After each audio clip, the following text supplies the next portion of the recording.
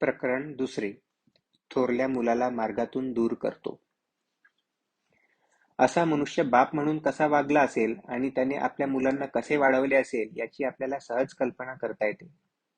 बाप म्हणून खरोखर त्याची वागणूक बरोबर अपेक्षिल्याप्रमाणेच होती.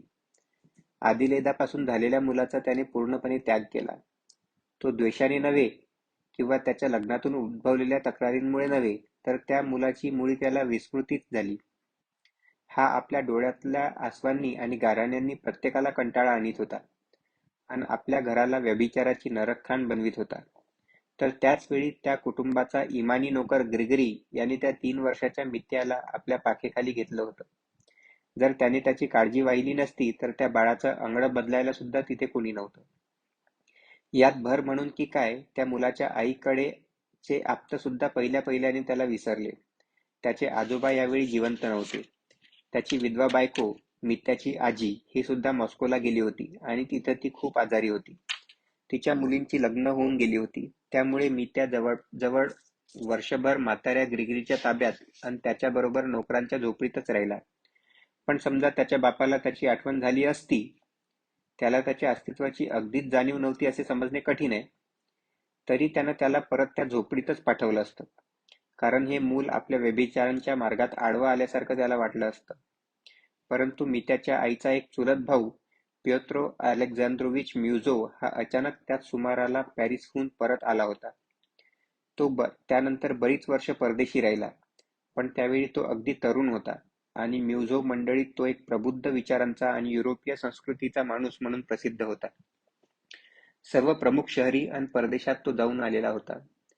40-50च्या वयात सामान्यतः माणूस ज्या नमुन्याचा उदारमतवादी बनतो, तसा उदारमतवादी तो आपल्या आयुष्याच्या शेवटी बनला होता.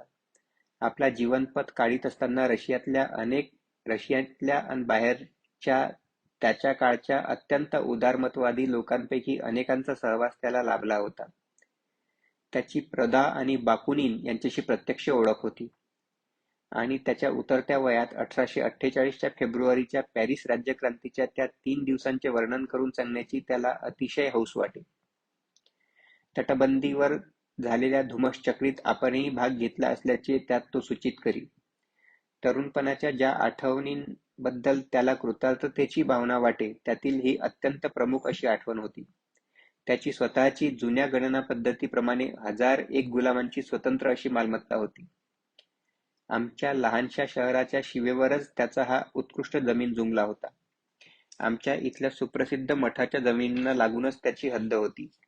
या मालमत्तेवर मालकी हक्क प्राप्त होताच प्योत्र अलेक्झांद्रोविचनं नदीतल्या मासेमारीच्या हक्कासंबंधाने की जंगलातल्या लाकूडतोडी संबंधाने, नक्की कशा संबंधाने ते मला माहीत नाही, पण सतत सारखे दावे सुरू केले होते.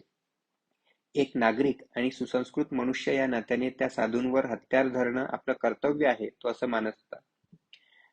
आदिलेदाबद्दलची सारी हकीकत त्याच्या कानी आली.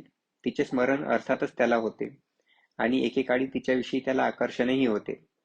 मित्या हा तिचाच मुलगा आहे हे समजताच फ्योदर पाव्लोविच बद्दल त्याला तरुणपणी अत्यंत संताप आणि तिटकारा वाटत असताना सुद्धा त्याने मध्ये पडायचं ठरवलं. त्यानं आयुष्यात अगदी प्रथम फ्योदरशी ओळख करून घेतली आणि या मुलाचे शिक्षणही करण्याची आपली इच्छा आहे असे सरळ त्याला सांगितले. बऱ्याच नंतरच्या काळात तो एक विशेष गोष्ट म्हणून सांगत असे की जेव्हा मी मित्याविषयी बोलू लागलो, तेव्हा फ्योदर पाव्लोविचला कुठल्या मुलासंबंधी मी बोलतो आहे हे जणू लक्षातच येईना. अशा रीतीनं तो काही क्षण माझ्याकडे बघत राहिला. नव्हे, आपल्या घरात आपला एक लहान मुलगा आहे हे ऐकून त्याला जणू आश्चर्यच वाटलेले दिसले. त्याच्या या सांगण्यात कदाचित अतिशयोक्तीही असण्याचा संभव आहे, तरी त्यात सत्यांश नसेलच असे नाही. फ्योदर पाव्लोविचला जन्मभर नाट्यपूर्ण रीतीने वागण्याची आवड होती. केव्हा कोणते सोंग तो एकदम आणील हे सांगता यायचे नाही. कित्येक वेळा त्यामागे काही उद्देशही नसायचा. नव्हे, त्यात त्याचे प्रत्यक्ष नुकसानही असायचे. उदाहरणार्थ आता सांगितली हीच गोष्ट अर्थात ही सवय बऱ्याच लोकांमध्ये दिसून येते. त्यातले काही चांगले हुशार असतात, पण फ्योदर पाव्लोविच तसा नव्हता. प्योत्रो अलेक्झांद्रोविचने ही बाब चांगली धसाला लावली आणि फ्योदर पाव्लोविचच्या जोडीने तो त्या मुलाचा जोडीदार पालक म्हणून नियुक्त झाला. त्या मुलाला त्याच्या आईकडून मिळालेली छोटीशी मिळकत म्हणजे एक घर आणि काही जमीन होती. मी त्यानंतर आपल्या आईच्या या चुलत भावाच्या देखरेखीखाली गेला. प्योत्र अलेक्झांद्रोविचचे स्वतःचे असे कुटुंब नव्हते आणि आपल्या इस्टेटीचा वसूल गोळा केल्यानंतर ताबडतोब पॅरिसला परतायची त्याला घाई झाली होती. म्हणून त्याने त्या मुलाला मॉस्कोत राहत असलेल्या आपल्या एका चुलत बहिणीच्या स्वाधीन केलं. पुढे तो पॅरिसला कायमचा स्थायिक झाल्यामुळे तोही त्या मुलाला विसरून गेला. असे घडण्याचे विशेष कारण म्हणजे त्यावेळी फेब्रुवारीची राज्यक्रांती सुरू झाली होती आणि तिचाच प्रभाव संबंध आयुष्यभर त्याच्या मनावर राहिला. मॉस्कोत राहणारी ती बहीण वारली आणि मित्या तिच्याच एका लग्न झालेल्या मुलीच्या देखरेखीखाली गेला. पुढे मला वाटते आणखी एकदा म्हणजे चौथ्यांदा त्याचे घर बदलले.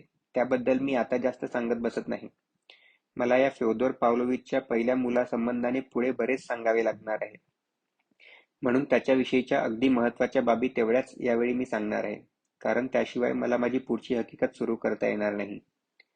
पहिली गोष्ट म्हणजे हा मित्या किंवा दिमित्री फ्योदोरोविच हाच फ्योदरच्या 3 मुलांपैकी असा मुलगा होता की जो आपली काही मालमत्ता आहे आणि आपण सज्ञान झालो की स्वतंत्र होणार ही जाणीव धरून वाढला.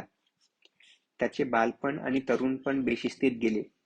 माध्यमिक शाळेतला आपला अभ्यासक्रम त्याने पुरा केला नाही. तो लष्करी शाळेत दाखल झाला. नंतर तो कॉकेशसमध्ये गेला. तिथे त्याला बढती मिळाली. कुणाशी तरी त्याचे द्वंद्व युद्ध झाले आणि त्याचा दर्जा कमी होऊन तो साधा शिपाई झाला. नंतर पुन्हा त्याला बढती मिळाली.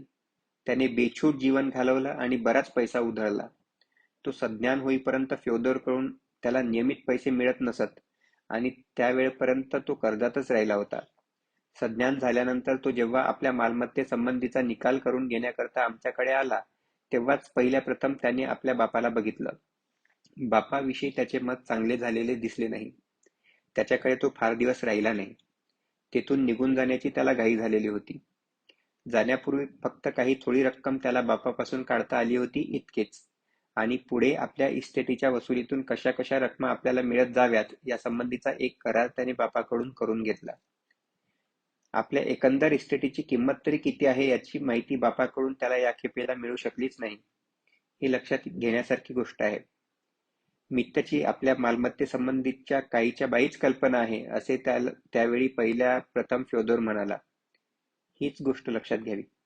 ते त्याच्या पथ्यावरच पडत असल्यामुळे फ्योदर पावलोविचला त्याचा आनंदच झाला. हा तरुण मुलगा अविचारी, बहकलेला, अनावर विचारांचा, उतावळ्या स्वभावाचा व बदफैली आहे. त्याच्या हाती रोख पैसा मिळाला की तो खुश राहतो. अर्थातच ते काही थोडे दिवसच हे त्याने ओळखले. या गोष्टींचा फ्योदरने फायदा घ्यायचे ठरवले. तो त्याला मधून मधून थोड्या थोड्या रकमा पाठवित असे.